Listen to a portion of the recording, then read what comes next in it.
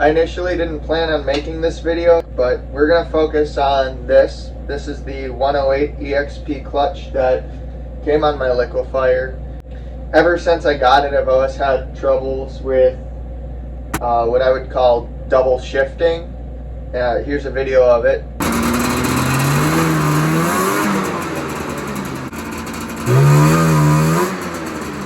And I thought I got that fixed. When I originally got this sled, it was running a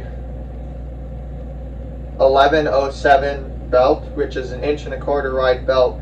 And that's actually the belt for a Liquifire like this, except with a 102 on it. And the difference between a 102 and a 108 is this clutch is meant for an 1 3/8 belt, and this is only an 1.25 wide belt. So that wasn't good, and I kind of figured that could be the problem with the double shifting, like it was shifting in and then hitting the belt. And so I spent the money and got a belt that's correct for this setup. It'd be for a TR800, which this clutch is a direct replacement for the TR800.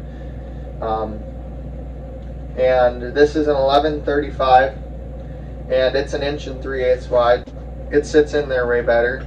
And I figured that was really going to help with that double shifting issue.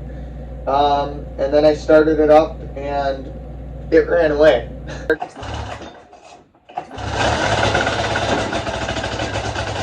so that kind of led me to believe that we have an issue in the clutch itself. It's not just belts or anything else in the drivetrain. It's not the engine, because I can rev it up and without the clutch on, it doesn't hesitate at all. Basically, it was just engaging early. I think that this is the culprit. I took and measured it, and it's actually like 100 thousandths longer than the spring that's in here. I went and got a new Purple Comet clutch spring. Hopefully that's going to solve our issues. Maybe that spring was just worn out. It's not broken.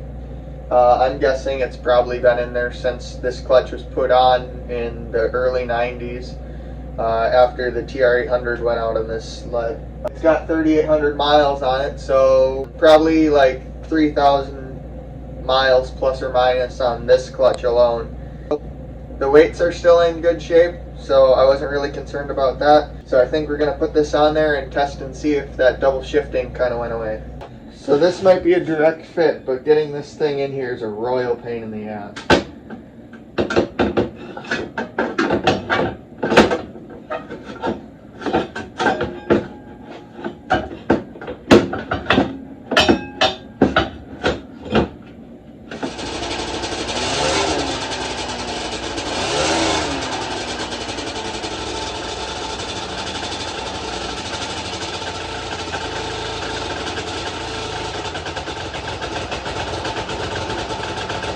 So as you can imagine, I'm pretty disappointed that that clutch spring didn't fix our issue, which means now that we have one of two options. The problem is either in our secondary itself or our belt.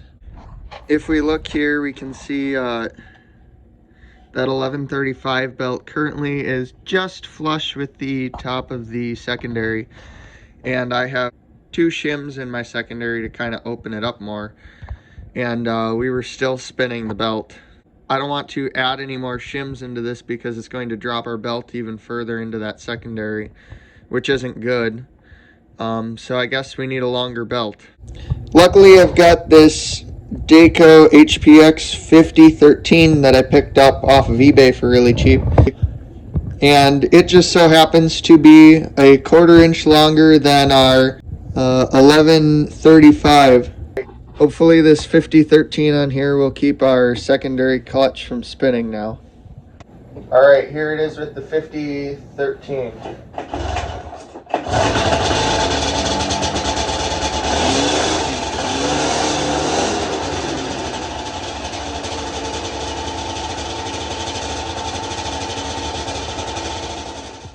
Alright, it looks like we finally have success. You can see we're just flush with the top of the secondary again, and looks like we do have a lot of good belt deflection. I left those two shims in there, so I think I could probably pull one more out, tighten it up, and it would raise it up here. I did end up taking both shims out of my hub, and this is how it's riding, and I really like where it is right now, so I think that's good. The double shifting is gone as well.